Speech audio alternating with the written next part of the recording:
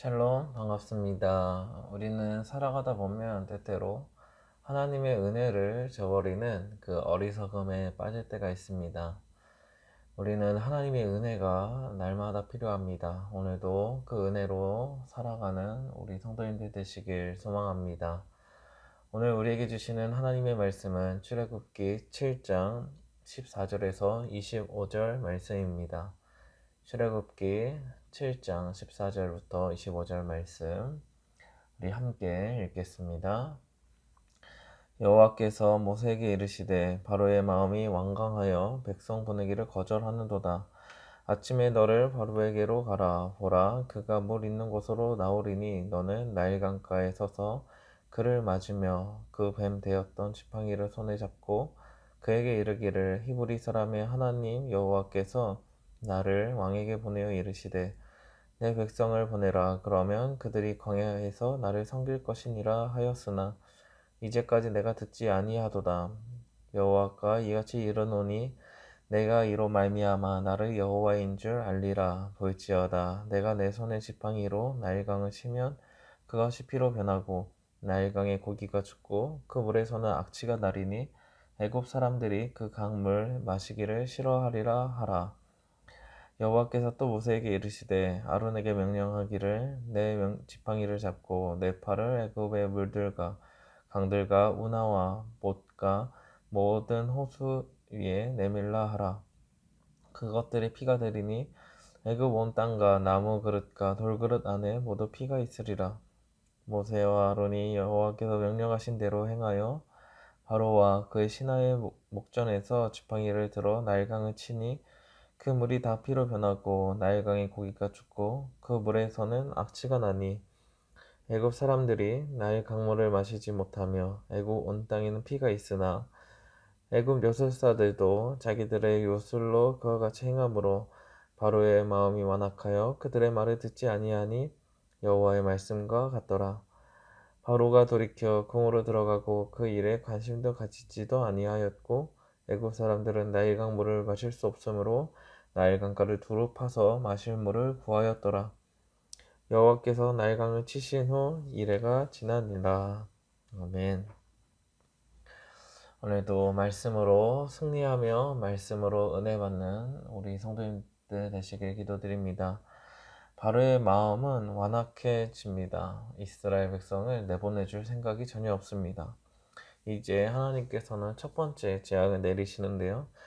출애굽기에 보시면 우리가 잘 알고 있듯이 10가지의 재앙을 하나님께서 내리십니다. 근데 그것은 단순히 재앙을 내려서 힘들게 만들고 어렵게 만드는 것이 아니라 애굽에 있었던 그 당시 우상들을 무너뜨리는 것입니다. 그러니까 10가지 재앙들은 그 10가지의 우상을 무너뜨리는 하나님의 심판이 담겨져 있습니다.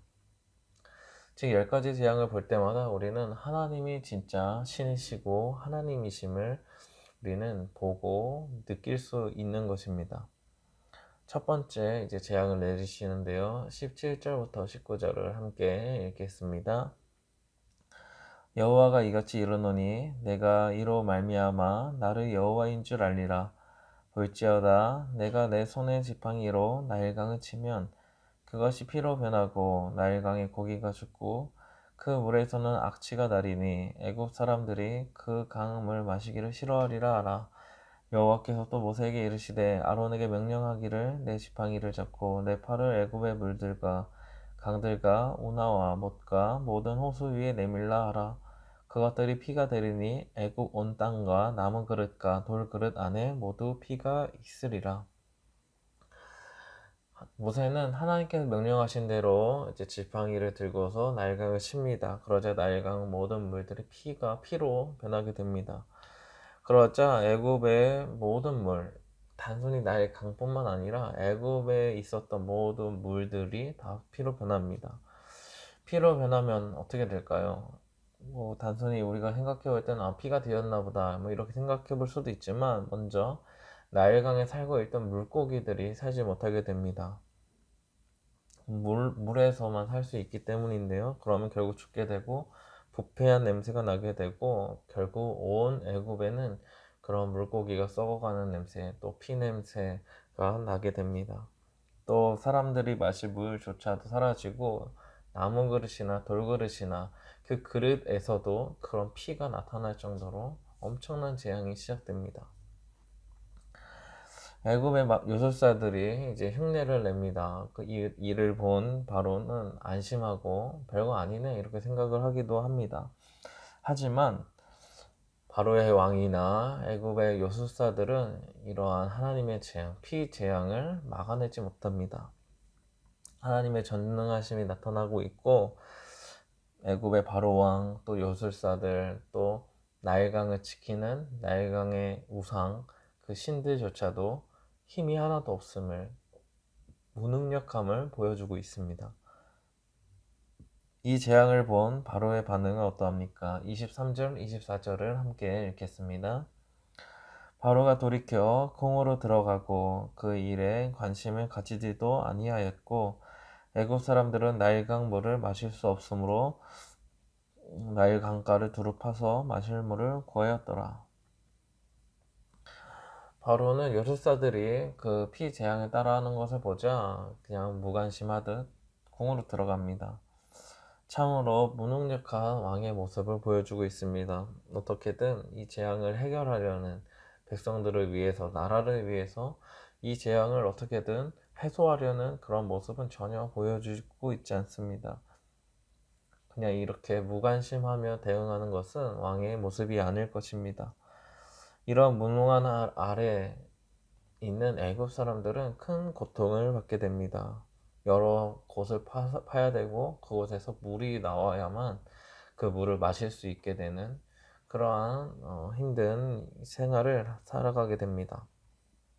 그리고 이러한 재앙은 일주일 동안 계속되었다고 기록되어 있습니다.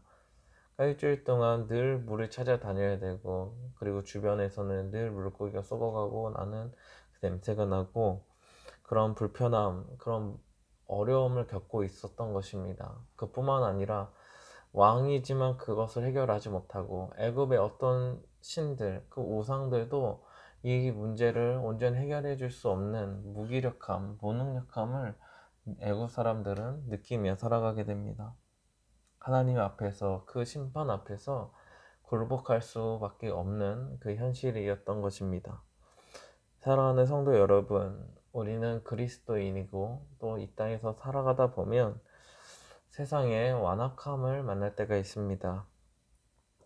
복음에 합당한 삶을 살아가다 보면 때로는 어렵고 또 나를 괴롭히고 박해하는 일들을 만나기도 합니다. 교회를 손가락질하는 기도하고 복음을 전한다는 말조차도 꺼내기가 쉽지 않은 그런 사회이기도 합니다. 이러한 세상 가운데 우리는 애굽에 종살이하는 이스라엘 백성들처럼 그렇게 움츠려지고 고생하고 어려워하는 그러한 우리 신앙인들의 현실을 만날 때가 있습니다. 또 세상의 권력 앞에서는 굴복을 당하게 되고 과연 복음으로 살아가는 것이 가능할까? 믿음만으로 살아도 괜찮을까? 하는 이러한 또 걱정과 염려가 생기기도 합니다. 하지만 이 세상을 다스리시는 분은 하나님이십니다. 세상의 권력이 강해 보여도 하나님은 모든 것을 다스리시고 통치하고 계십니다. 그렇기 때문에 하나님의 그 전능하신 능력 아래서 세상의 모든 권력과 권세는 굴복당하게 되어 있습니다. 사실 예수님을 생각해봐도 우리는 알 수 있습니다. 예수님께서 고난받으시고 핍박받으시고 또 십자가에서 죽으실 때만 보면 세상의 권력이 더 강한 것처럼 보이고 과연 예수님을 믿는 사람들은 온전히 살아갈 수 있을까? 과연 예수님을 믿으며 살아갈 수 있을까? 이런 생각이 들 수도 있지만 예수님은 3일 만에 다시 살아나시고 다시 하나님께서는 예수님을 하나님의 우편에 앉히시면서 세상의 모든 그 권세와 모든 왕들을 예수님 이름 앞에 무릎을 꿇게 하셨습니다. 이처럼 하나님의 능력이 나타나시면 우리도 예수님처럼 다시 일으켜 주실 것이고 세워 주실 것이고 승리할 수 있는 은혜를 더해 주십니다. 오늘 말씀에서도 하나님의 심판을 그 누구도 막을 수 없었던 것처럼 하나님의 그 능력 앞에서 모든 어려움과 모든 세상의 권력은 사라지고 말 것입니다. 그러하기에 오늘을 우리가 그리스도인으로 신앙인으로서 살아갈 때에도 하나님의 능력을 바라보시면서 하나님의 인도하심을 바라보시면서 살아가는 것이 중요합니다. 그때 우리는 하나님께서 오늘도 살아서 역사하시는구나, 오늘도 나와 함께 하시는구나를 느끼며 승리하며 살아갈 수 있게 됩니다. 오늘도 하나님을 바라보심으로 하나님을 믿음으로 하루를 살아가시는 저와 우리 성도님들 되시길 기도드립니다. 오늘도 우리 함께 기도할 제목이 있습니다. 첫째, 하나님의 전능하심을 의지하도록. 둘째, 마음의 걱정과 염려는 내려놓고 기쁨이 넘치도록. 셋째, 교회의 건축을 지혜롭게 인도하시도록. 이를 위해 오늘도 기도하셨으면 좋겠습니다. 기도하시겠습니다. 하나님 아버지, 세상은 완악하고 악합니다. 우리는 예수님을 믿는 그리스도인들로서 이 세상에서 살아갈 때 걱정이 앞서기도 하고 의심이 들기도 합니다. 과연 믿음만으로 괜찮을까? 과연 복음으로 살아가면 그것으로 우리는 행복해 할 수 있을까? 이러한 의문점이 들 때도 있습니다. 세상은 여전히 힘이 있어 보이고 세상을 따라가지 않으면 뭔가 실패하는 것 같은 이런 불안감이 우리 마음 가운데 들 때도 있습니다. 하지만 하나님께서는 전능하시고 강력한 힘을 가지고 계시고 모든 것을 다스리시고 통치하시는 분이심을 믿습니다. 세상의 권력이 그 힘이 아무리 강해 보여도 하나님 앞에서 모든 것이 굴복되고 모든 왕들이 하나님 앞에서 무릎을 꿇게 될 것을 저희들 바라봅니다. 하나님, 우리의 삶 가운데 때론 어려움이 닥쳐온다 할지라도 우리를 종살이시키는 그런 어둠의 세력들이 우리의 마음을 붙든다 할지라도 그 가운데 하나님을 바라보게 하시고 하나님의 전능하심을 의지하며 승리할 수 있는 은혜를 더하여 주시옵소서. 하나님의 심판을 기억하며 믿는 자들은 그 심판을 통하여 하나님의 구원을 더욱 맛본다는 사실을 기억하며 하나님의 은혜를 붙들고 당당히 살아갈 수 있도록 주님 붙들어 주옵소서. 오늘도 우리와 함께 하심을 믿고 감사드리며 예수님의 이름으로 기도드립니다. 아멘.